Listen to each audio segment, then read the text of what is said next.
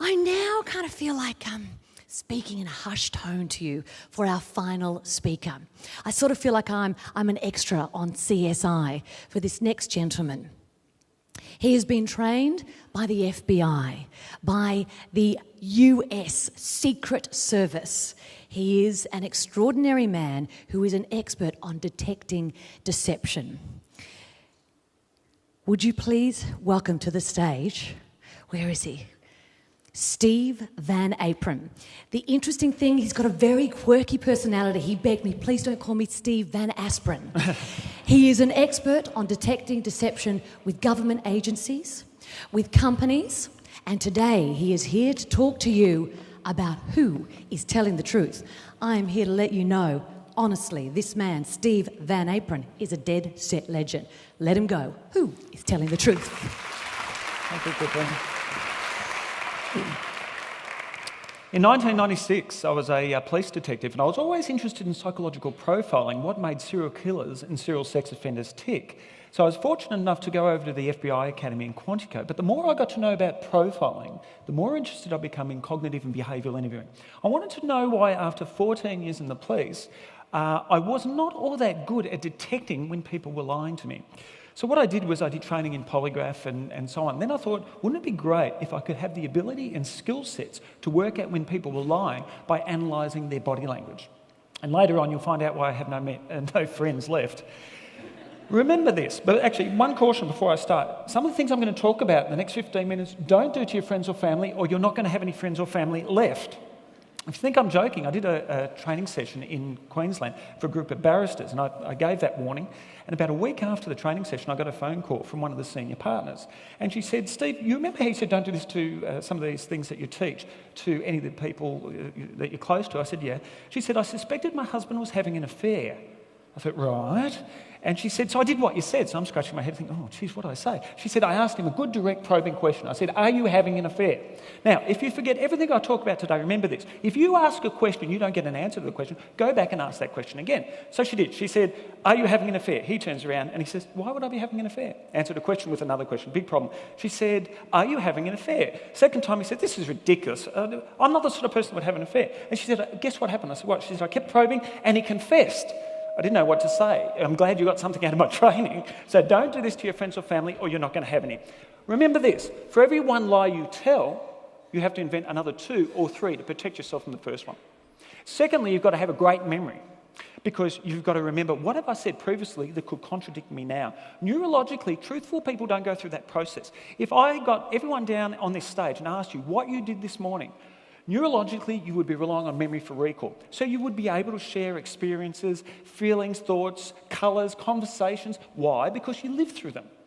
If you didn't through sensory input, you have to make it up. What happens is we see a number of changes. Remember this, I may be able to think of a lie, but can I effectively communicate it? The other thing is, I consult my services to different police departments and homicide squads and the media, and one of the first things I teach people is to analyse the content and structure of language. People will only tell you what they want you to know. They'll edit the information they give you. So 9 times out of 10, we listen to what they say.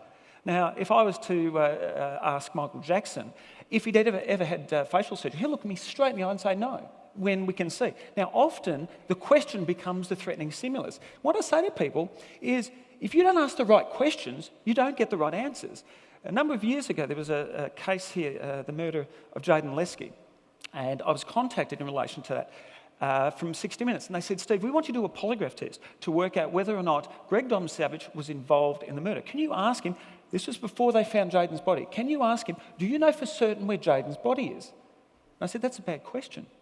What if he had an accomplice and the accomplice disposed of the body? What if he threw the body off a bridge and it's 20 kilometres down the river? He may legitimately not know where that body is. So if your question's not clear, it allows a deceptive person what I call wriggle room. And it's important never in any question to allow that to happen. Now, what I'm going to do today, I'm going to talk a little bit about some of the things that we need to be aware of. I must admit, Bill Clinton and George Bush give me so much material to work with, it's not funny. When I said people will edit the information, Bill Clinton said, whilst my answers were legally accurate, I did not volunteer information. So that tells me he's withholding information. People often lie by omission rather than commission. What they don't tell you is more important than what they do tell you. And the editing process takes place, and often, research shows this, that people won't lie to you unless they've got no other option. So what they'll do is they'll be evasive, omissive and dismissive, but they'll beat around the bush. And only when they're in that last phase that they've got no other opportunity, then they'll lie to you. Research shows us it is very difficult for the average person to lie, and lie convincingly. There will always be some telltale signs of what I call leakage or seepage. The problem is we don't look for it. The first thing I do, and I did it this morning in the green room before we started, I'll be introduced to somebody and I'll make a number of observations about their behaviour. Then I'll look for deviations from that normative behaviour. And often, 9 times out of 10, I'll show you shortly, with body language, we're not even cognizant of what we're doing. One of the things about body language is I look for conflict or contradiction between what a person is telling me and what their body language is in fact saying. And 9 times out of 10, we just listen to the content. Research shows between 48 and 53% of the time are we any good at spotting a lie. When I did my research for my first book, this is what we found. We found that most people deceive about 30 people per week, just in the average conversation during work. Imagine this. You go to work, your boss says, "Have you finished that file?" "Yeah, pretty much." That's a response not indicative of certainty.